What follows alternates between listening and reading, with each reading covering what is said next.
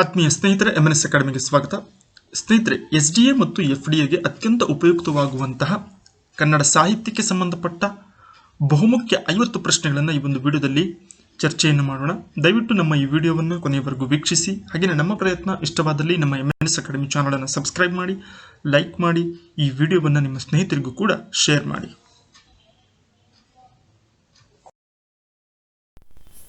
ಇಸಿಲ ಎಂಬ ಕನ್ನಡದ ಅತಿ ಪ್ರಾಚೀನ ದಾಖಲೆ ಪದ ಯಾವ ಶಾಸನದಲ್ಲಿ ದೊರೆತಿದೆ?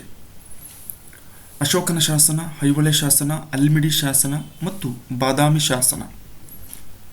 ಸರಿಯಾದ ಉತ್ತರ ಅಶೋಕನ ಶಾಸನದಲ್ಲಿ.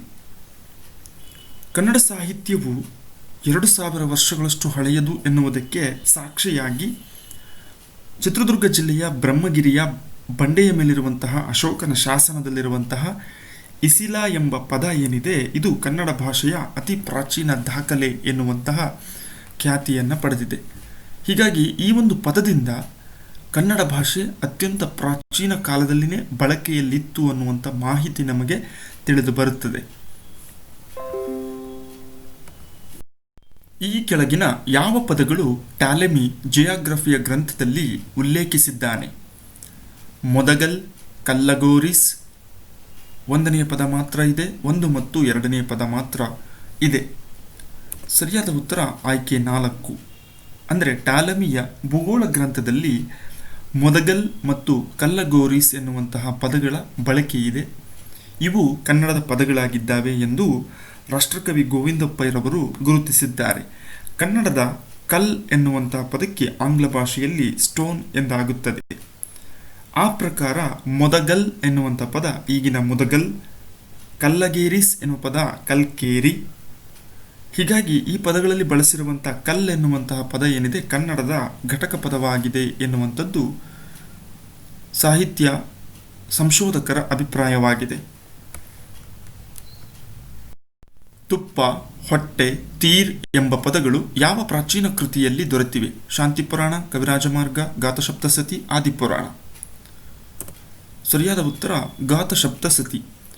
ಶಾತವಾಹನರ ಪ್ರಸಿದ್ಧ ಅರಸನಾದಂತಹ ಹಾಲನ್ನು ರಚಿಸಿರುವಂತಹ ಶೃಂಗಾರ ಕಾವ್ಯ ಗಾತಸಪ್ತಸತಿಯಲ್ಲಿ ಕನ್ನಡದ ಪದಗಳ ಬಳಕೆ ಇದೆ.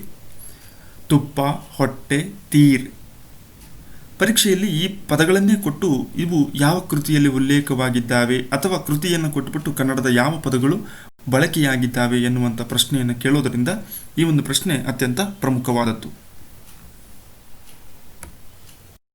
ಅಲ್ಮಿಡಿ ಶಾಸನದ ಕಾಲಾವಧಿ ಯಾವುದು? ಕ್ರಿಸ್ತಶಕ 450.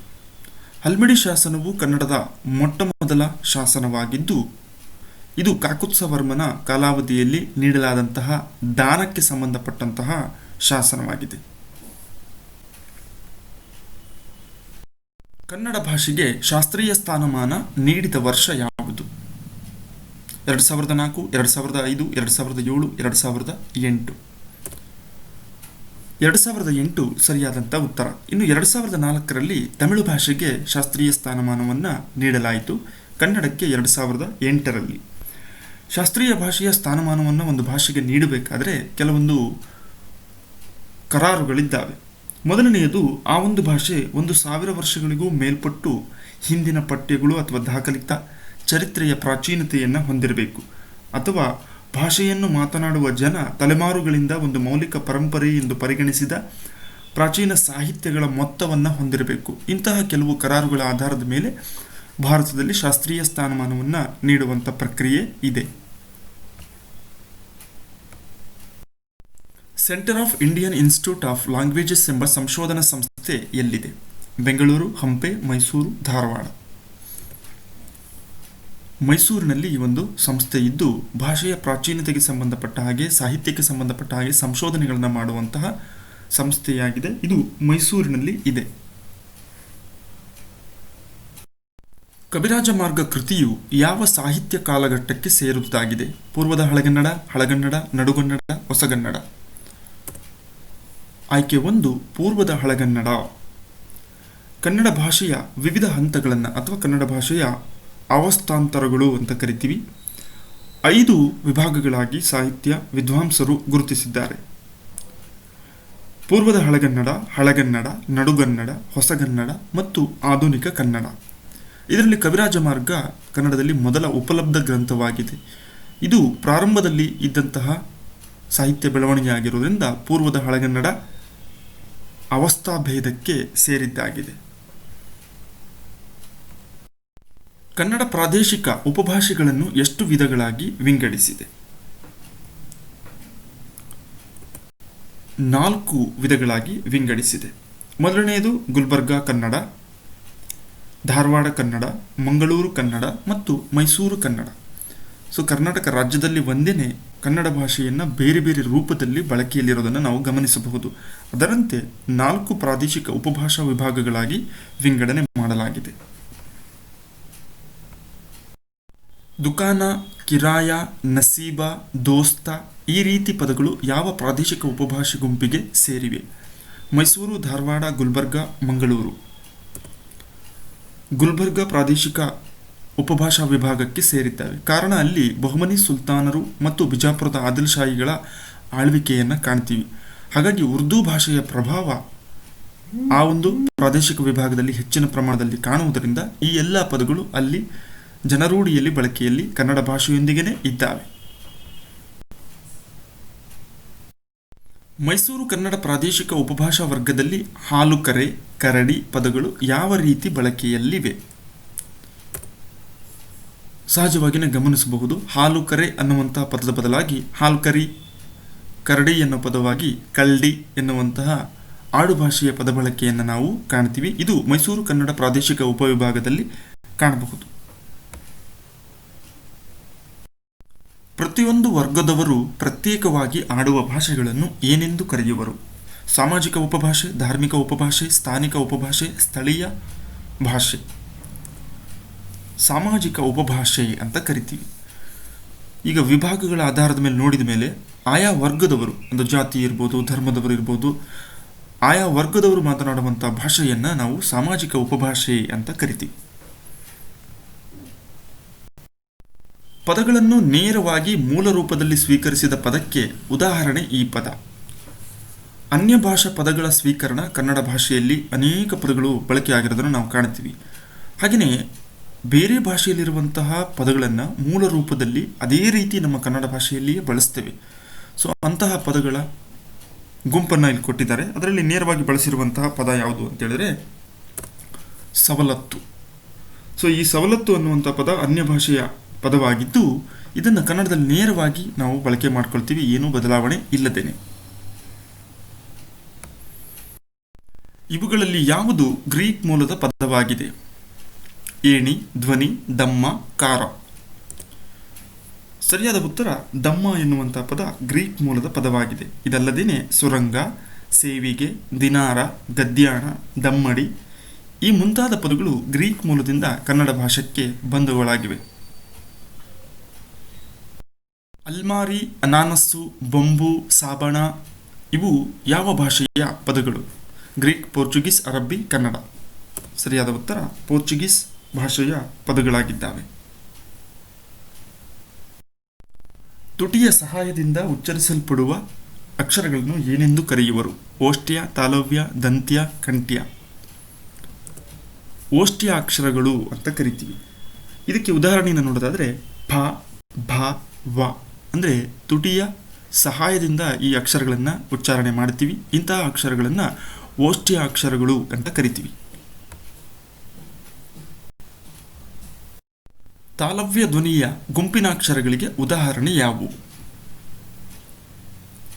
ತಾಲವ್ಯ ಅಂತೇಳಿದ್ರೆ ನಾಲಿಗೆಯನ್ನು ಹಿಂಭಾಗಕ್ಕೆ ಮಡಚಿ ಮೇಲ್ಭಾಗದ ದವಡೆಯನ್ನು ಟಚ್ ಮಾಡೋದ್ರ ಮೂಲಕ ಈ ಅಕ್ಷರಗಳನ್ನು ಉಚ್ಚಾರಣೆ ಮಾಡ್ತೀವಿ.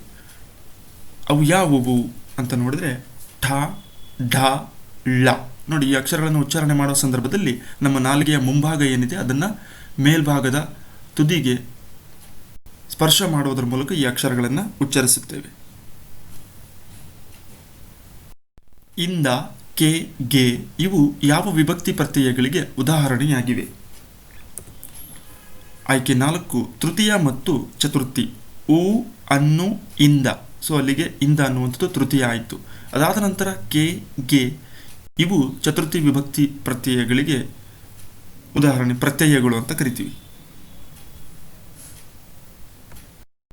ಮರಗಿಡ ಬಳ್ಳಿಗಳು ಈ ಪದವು ಯಾವ ಸಮಾಸಕ್ಕೆ ಉದಾಹರಣೆಯಾಗಿದೆ? ದ್ವಂದ್ವ ಸಮಾಸ, ಬಹುರ್ವಿಹಿ, ಕ್ರಿಯಾ, ಕರ್ಮಧಾರಯ.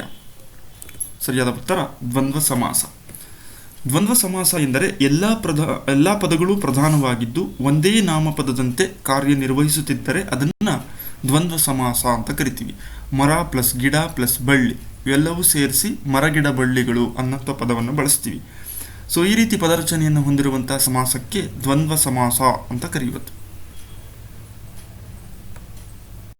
ಕರ್ಮಧಾರೆಯ ಸಮಾಸಕ್ಕೆ ಉದಾಹರಣೆ ಈ ಪದ: ಕೆಂದಾವರೆ, ಮುಂಗಾಲು, ಒಕ್ಕಣ್ಣ, ಹಣೆಗಣ್ಣ. ಕೆಂದಾವರೆ ಕೆಂಪಾದ ಪ್ಲಸ್ ತಾವರೆ, ಕೆಂದಾವರೆ. ಇದರಲ್ಲಿ ಪೂರ್ವಪದ ವಿಶೇಷಣವಾಗಿದ್ದು ನೋಡಿ, ಕೆಂಪಾದ ಅಂದರೆ ಆ ತಾವರೆಯನ್ನು ವರ್ಣಿಸ್ತಾ ಇದೆ. ಸೊ ಈ ರೀತಿ ವಿಶೇಷಣವನ್ನು ಹೊಂದಿರುವಂತಹ ಪದಕ್ಕೆ ಕರ್ಮಧಾರೆಯ ಸಮಾಸ ಅನ್ನುವರು. ದಿಲ್ಲಿ ಪ್ಲಸ್ ಅಲ್ಲಿ, ದಿಲ್ಲಿಯಲ್ಲಿ. ಈ ಪದವು ಯಾವ ಸಂಧಿಗೆ ಉದಾಹರಣೆಯಾಗಿದೆ? ಲೋಪಸಂಧಿ, ಸವರ್ಣ ದೀರ್ಘ ಸಂಧಿ, ಆಗಮ ಸಂಧಿ, ಆದೇಶ ಸಂಧಿ. ಸೊ ಸಂಧಿ ಪ್ರಕ್ರಿಯೆಯನ್ನು ನೋಡಿದಾಗ ಇದು ಆಗಮ ಸಂಧಿಗೆ ಉದಾಹರಣೆ. ದಿಲ್ಲಿ ಪ್ಲಸ್ ಅಲ್ಲಿ ಎನ್ನುವಂತಹ ಪದ ಯಕಾರಾಗಮವಾಗಿದೆ. ಈ ರೀತಿ ಯಾ ಎನ್ನುವಂಥ ಅಕ್ಷರ ಹೊಸದಾಗಿ ಬಂದರೆ, ವಾ ಅನ್ನುವಂಥ ಅಕ್ಷರ ಹೊಸದಾಗಿ ಬಂದರೆ ಅದನ್ನು ನಾವು ಆಗಮ ಸಂಧಿ ಅಂತ ಕರಿತೀವಿ. ಯತಿ ಎಂಬುದು ಉಸಿರ್ವ ತಾಣಂ ಎಂಬ ವಾಕ್ಯವು ಯಾವ ಕೃತಿಯಲ್ಲಿ ಉಲ್ಲೇಖವಾಗಿದೆ? ಕಾವ್ಯಾದರ್ಶ, ಕವಿರಾಜಮಾರ್ಗ, ಶಬ್ದಮಣಿ ದರ್ಪಣ, ನಾಟ್ಯಶಾಸ್ತ್ರ. ಕನ್ನಡದ ಮೊದಲ ಉಪಲಬ್ಧ ಗ್ರಂಥವಾದಂತಹ ಶ್ರೀವಿಜಯನ ಕವಿರಾಜಮಾರ್ಗದಲ್ಲಿ ಈ ಒಂದು ವಾಕ್ಯ ಇದೆ. ಯತಿ ಎಂದರೆ ವಿರಮಿಸು ಎಂದರ್ಥ. ಕಿವಿಗೆ ಹಿತವನ್ನು ಉಂಟು ಮಾಡಲು ಸಾಹಿತ್ಯವನ್ನು ಅಥವಾ ಪದ್ಯವನ್ನು ಓದುವಾಗ ಅಲ್ಲಲ್ಲಿ ನಿಲುಗಡೆ ಮಾಡುತ್ತೇವೆ. ಈ ನಿಲುಗಡೆಯ ಅಲ್ಪ ಸಮಯವನ್ನು ಕನ್ನಡ ಸಾಹಿತ್ಯದಲ್ಲಿ ಯತಿ ಅಂತ ಕರಿತೀವಿ. ಸೊ ಈ ಒಂದು ಯತಿಗೆ ಸಂಬಂಧಪಟ್ಟ ಹಾಗೆ ಕವಿರಾಜ ಮಾರ್ಗದಲ್ಲಿ ಈ ಒಂದು ವಾಕ್ಯವು ಬಂದಿರುತ್ತದೆ. ಕಂದಪದ್ಯದ 4 ಪಾದಗಳ ಒಟ್ಟು ಮಾತ್ರೆಗಳ ಸಂಖ್ಯೆ ಎಷ್ಟು? 64, 60, 36, 62. ಸರಿಯಾದ ಉತ್ತರ 64 ಮಾತ್ರೆಗಳು. ಕಂದಪದ್ಯದಲ್ಲಿ 4 ಪಾದಗಳು ಅಂದರೆ 4 ಸಾಲುಗಳನ್ನು ಒಳಗೊಂಡಿರುತ್ತೆ. ಮೊದಲ ಸಾಲು 12 ಮಾತ್ರೆಗಳು, ಎರಡನೇ ಸಾಲು 20, ಮೂರನೇ ಸಾಲು ಮತ್ತೆ 12, ನಾಲ್ಕನೇ ಸಾಲು 20. ಇಲ್ಲಿ 1 ಮತ್ತು 3, 2 ಮತ್ತು 4 ಈ ಪಾದಗಳು ಸಮವಾಗಿರುವುದರಿಂದ ಒಟ್ಟು ಮಾತ್ರೆಗಳ ಸಂಖ್ಯೆ 64. ಖ್ಯಾತ ಕರ್ನಾಟಕ ವೃತ್ತಗಳ ಸಂಖ್ಯೆ ಎಷ್ಟು? 6, 4, 5, 3. 6 ಸರಿಯಾದಂತಹ ಉತ್ತರ. ಚಂಪಕಮಾಲ ವೃತ್ತ, ಉತ್ಪಲಮಾಲ ವೃತ್ತ, ಶಾರ್ದೂಲ ವಿಕ್ರೀಡಿತ ವೃತ್ತ, ಮತ್ತೇಪ ವಿಕ್ರೀಡಿತ ವೃತ್ತ, ಸ್ರಗ್ಧಾರ ವೃತ್ತ, ಹಾಗೆಯೇ ಮಹಾಸ್ರಗ್ಧಾರ ವೃತ್ತ. ಇವುಗಳನ್ನು ಖ್ಯಾತ ಕರ್ನಾಟಕ ವೃತ್ತಗಳು ಅಂತ ಕರಿತೀವಿ. ಒಟ್ಟು 6 ಇದ್ದಾವೆ ಕನ್ನಡ ಛಂದಸ್ಸಿನಲ್ಲಿ. ನಜಬಜ ಜಂಜರಂ ಬಗೆಗೊಳ್ಳುತ್ತಿರೈ ಡ್ಯಾಶ್ ವೃತ್ತ. ಉತ್ಪಲಮಾಲ, ಚಂಪಕಮಾಲ, ಸ್ರಗ್ಧಾರ ವೃತ್ತ, ಮಹಾಸ್ರಗ್ಧಾರ ವೃತ್ತ. ಸರಿಯಾದ ಉತ್ತರ ಆಯ್ಕೆ 2 ಚಂಪಕಮಾಲ ವೃತ್ತವಾಗಿದೆ.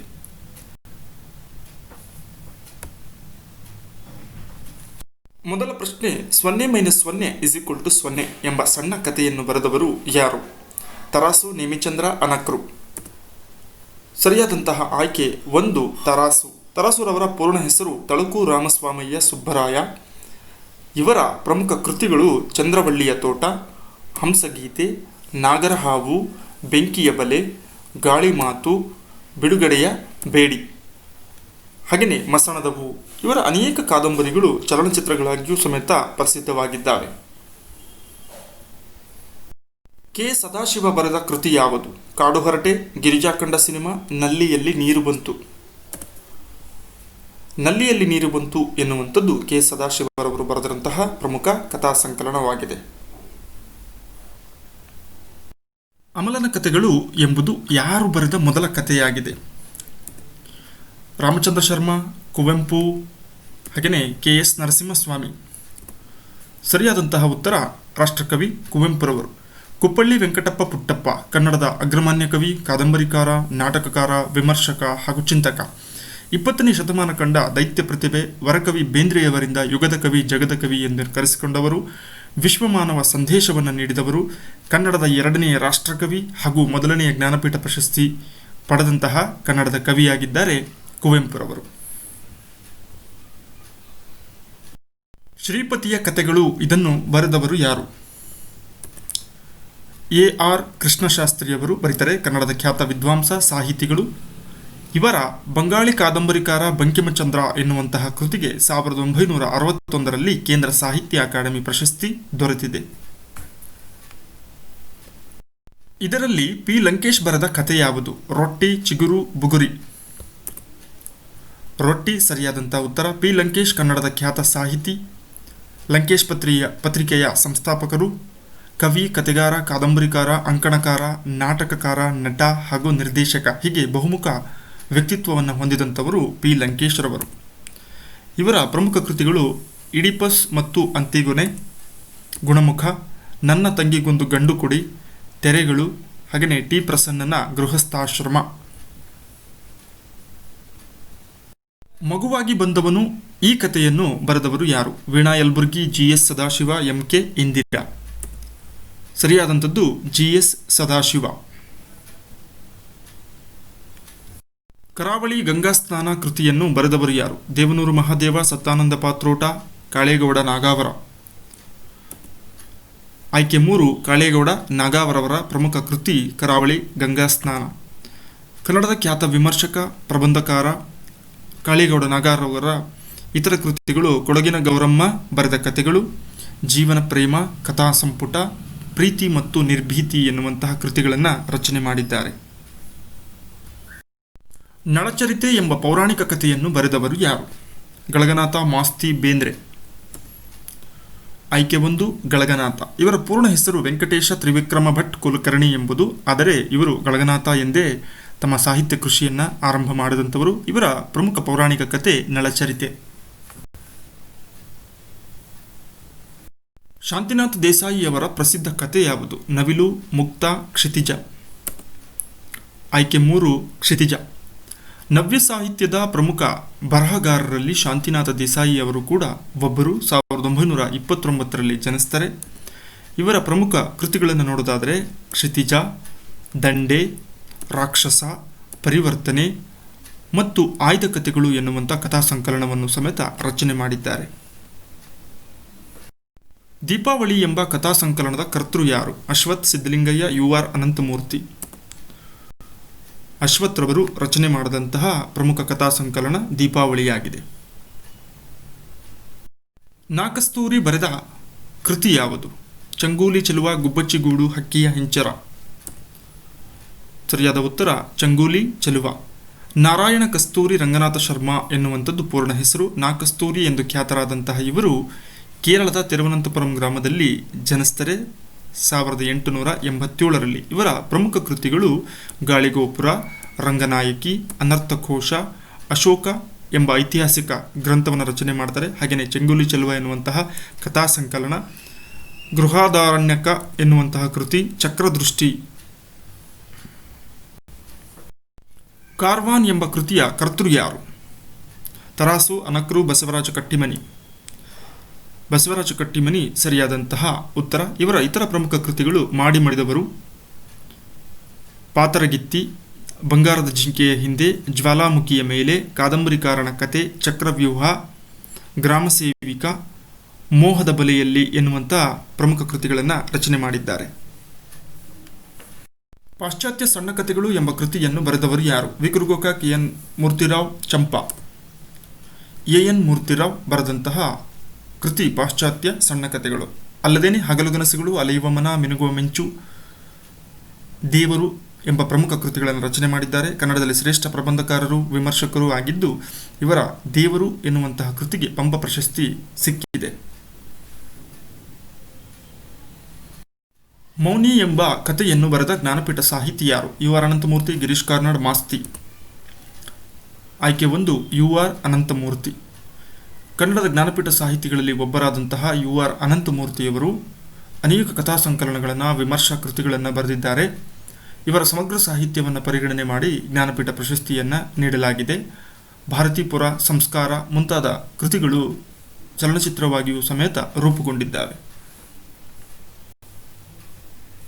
ಬೇನ್ಯಾ ಈ ಕಥೆಯನ್ನು ಬರೆದವರು ಯಾರು?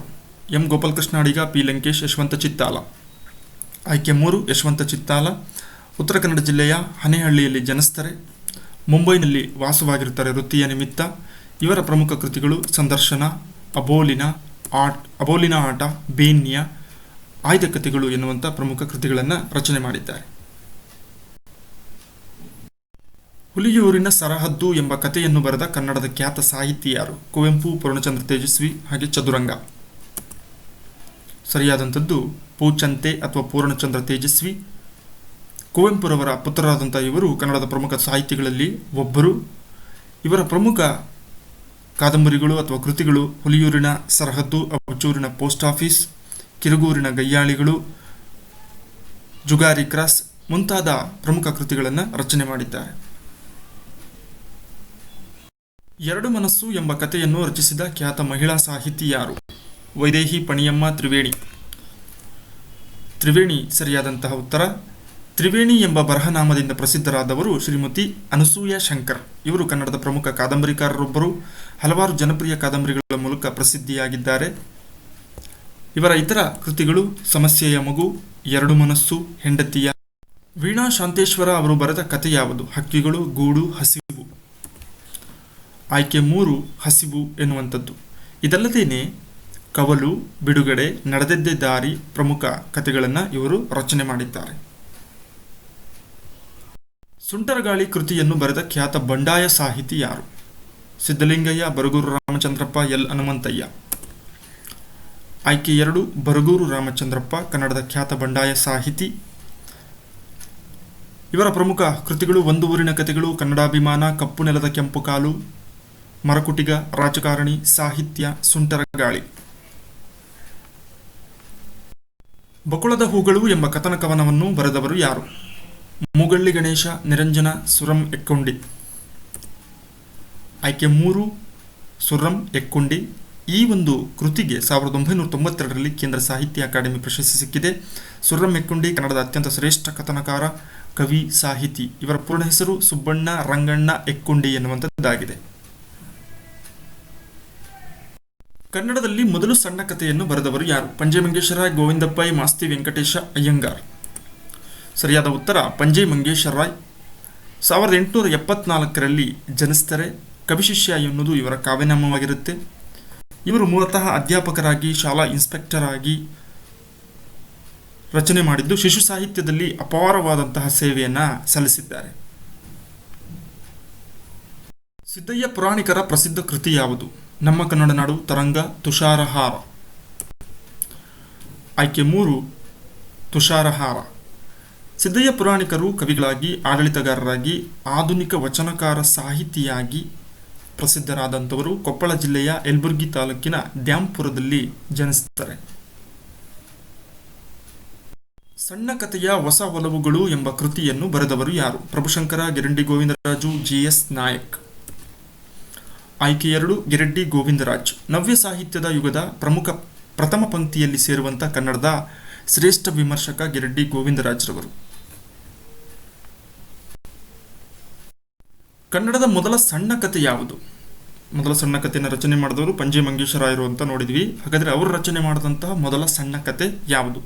ಕಮಲಾಪುರ ಹೋಟೆಲಿನಲ್ಲಿ, ಉಡುಪಿ ಹೋಟೆಲಿನಲ್ಲಿ, ನಮ್ಮೂರಿನಲ್ಲಿ. ಆಯ್ಕೆ 1 ಕಮಲಾಪುರ ಹೋಟೆಲಿನಲ್ಲಿ ಎನ್ನುವಂಥದ್ದು ಕನ್ನಡದ ಮೊದಲ ಸಣ್ಣ ಕಥೆಯಾಗಿದೆ. ಕಥೆಗಾರನ ಕಥೆ ಎಂಬ ಪುಸ್ತಕವನ್ನು ಬರೆದವರು ಯಾರು? ಆಯ್ಕೆ 2 ಬಿ.ಸಿ. ರಾಮಚಂದ್ರ ಶರ್ಮ. ಆಧುನಿಕ ಕನ್ನಡ ಕಾವ್ಯ ಚರಿತ್ರೆಯಲ್ಲಿ ಪ್ರಮುಖ ಹೆಸರಾದವರು ಬಿ.ಸಿ. ರಾಮಚಂದ್ರ ಶರ್ಮರವರು. ಇವರ ಮೊದಲ ಕವನ ಸಂಕಲನ ಹೃದಯ ಗೀತೆಯಾಗಿದೆ. ಜೀವನ ರಸಿಕ ಎಂಬ ಕಥೆಯನ್ನು ಬರೆದವರು ಯಾರು? ರಂಶ್ರೀ ಮುಗಳಿ, ತೀನಂಶ್ರೀ, ಬಿ.ಎಂ. ಶ್ರೀ. ಸರಿಯಾದ ಉತ್ತರ ರಂಶ್ರೀ ಮುಗಳಿ. ರಂಗನಾಥ ಶ್ರೀನಿವಾಸ ಮುಗಳಿ ಎನ್ನುವಂಥದ್ದು ಇವರ ಪೂರ್ಣ ಹೆಸರು.